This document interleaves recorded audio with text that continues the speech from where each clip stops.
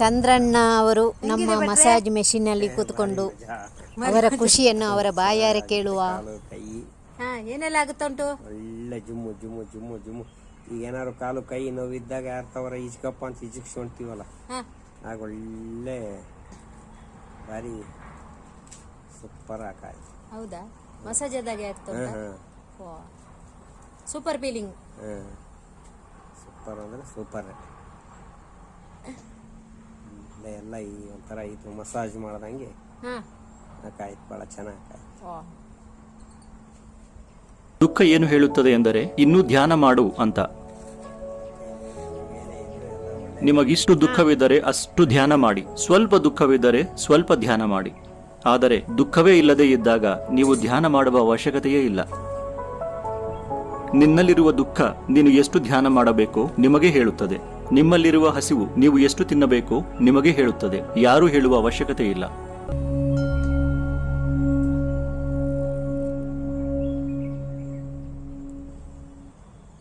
ಈ ಮೆಷಿನಲ್ಲಿ ಯಾವ ರೀತಿ ಮಸಾಜ್ ಆಗುತ್ತೆ ಕೂತಾಗ ಅಂತ ಇಲ್ಲಿ ತೋರಿಸ್ತದೆ.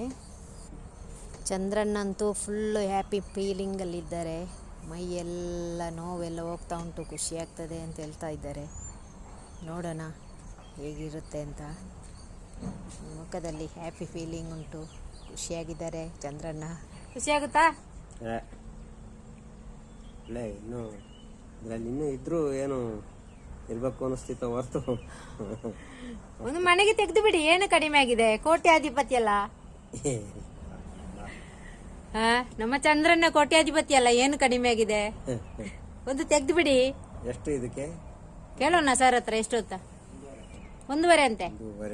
ಒಮ್ಮೆ ತೆಗೆದು ಬಿಟ್ರೆ ಕೆಲಸ ಎಲ್ಲ ಮಾಡಿ ಬಂದು ಆರಾಮಾಗಿ ಕೂತ್ಕೊಳ್ಬಹುದು ನೋಡಿ. ಹಾಕೊಂಡಿಗೆ ವಿಶ್ವ ಸರ್ ಹತ್ರ ಕೇಳಿ ಹೆಂಗೆ ಏನು ತಕೊಳ್ಳೋದು, ನಂಗೊಂದು ಬೇಕಾದ ಅಂತ.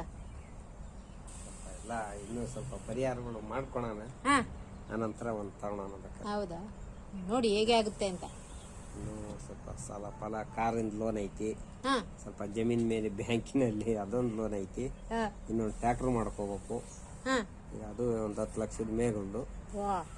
ಇನ್ನೊಂದು 2 ವರ್ಷ ಆಮೇಲೆ ತಗೊಳುದಾ? ಆಮೇಲೆ ಅಂತವೆಲ್ಲ ಏನು ಇಲ್ಲ ಅನ್ನಂಗ ಆಗ್ಬಿಟ್ಟಾಗ ಫುಲ್ ಫ್ರೀ ಇರ್ತೀವಿ. ಅವಾಗ ಬೇಕಾರೆ ಎಲ್ಲ ಒಂದು 10 ಲಕ್ಷ ತಗೊಂಬಂದ್ ಬೇಕಾರೆ ಹಿಡ್ಕೋಬಹುದು. ಅವಾಗ ಏನು ತೊಂದರೆ ಆಗಲ್ಲ. ಅಲ್ಲಿ ಮುಟ್ಟ ಎಲ್ಲದರಲ್ಲೂ ದೇವ್ರು ಚೆನ್ನಾಗಿಡ್ಲಿ. ಹೌದು. ಆರೋಗ್ಯ ಆರೋಗ್ಯಗಳು ಭಾರಿ ಕಷ್ಟ ಮನುಷ್ಯಂದು. ಅದೇ ನನಗೆ ತಿಳಿದ ಮಟ್ಟಿಗೆ ಅದರಂತ ಕೋಟಿ ಯಾವುದೂ ಇಲ್ಲ. ಹೌದು. ಇದಾಗ್ಲಿ ತಡ್ರಿ, ಆಮೇಲೆ ಹೊರಗೆ ಬಂದು ಹೇಳ್ತೀನಿ. ಈಗ ನಮ್ಮೂರಾಗ ಮತ್ತೊಂದು 2 ಜನಕ್ಕೆ ಪಾಪ ಏನೇನೋ ಆಗ್ಬಿಡೈತಿ. ಹುಷಾರಿಲ್ಲ ಅನ್ನೋದೇನು ಪಾರ್ಟಿನೇ ಯಾರು ನಮ್ಗಿಂತ ಎಲ್ಲ ಇನ್ನು ಚಿಕ್ಕ ಯಜ್ಞರೇ. ಒಬ್ಬ ಗಂಡಸು ಒಂದು ಹೆಂಗಸು. ಇವತ್ತು ಆಯಮ್ಮ ಅಲ್ಲೇ ಬೆಳಗ್ಗೆ ಇನ್ನು ಎದ್ದೆ ನಾವು ಔಷಧಿ ಹೊಡಿದಕ್ಕೆ ಹೋಗೋದಿವಿ. ಆಯಮ್ಮ ತೀರೋ ಈಗ ಫಸ್ಟ್ ಕ್ಲಾಸ್. ಈಗ ನೀವು ಹೆಂಗದಿವಿ ಹಿಂಗ್ ಮಾಮೂಲಿ ಇದ್ದಿದ್ದು. ಈಗ 4-5 ದಿವಸದಾಗೆ ನಿನ್ನೆ ಮೊನ್ನೆಗೆ ಏನೋ ಶಿವಮೊಗ್ಗ ಕರ್ಕೊಂಡು ಹೋಗಿದ್ದಾರೆ. ಅಲ್ಲಿಗೆ ಈಗ ಬೆಂಗಳೂರಿಂದ ಡಾಕ್ಟ್ರು, ಮಣಿಪಾಲಿಂದ ಡಾಕ್ಟ್ರು, ಶಿವಮೊಗ್ಗಕ್ಕೆ ಬೆಂಗಳೂರಿಂದ ಪ್ಲೈನ್ ಕರ್ಸಿದಾರಂತ ಡಾಕ್ಟರ್ನ.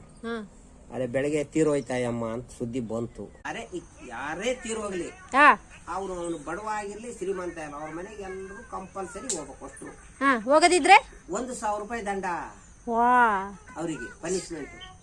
ಈ ಬಡವ್ರ ಮನೆ ಅಂದ್ರೆ ಯಾರು ಹೋಗಲ್ಲ, ಅವ್ರ ಮನೆ ಹತ್ರ ನೋಡ್ತಾರೆ, ಸುಮ್ಮನೆ ಹೋಗಿ ಬಿಡ್ತಾರೆ.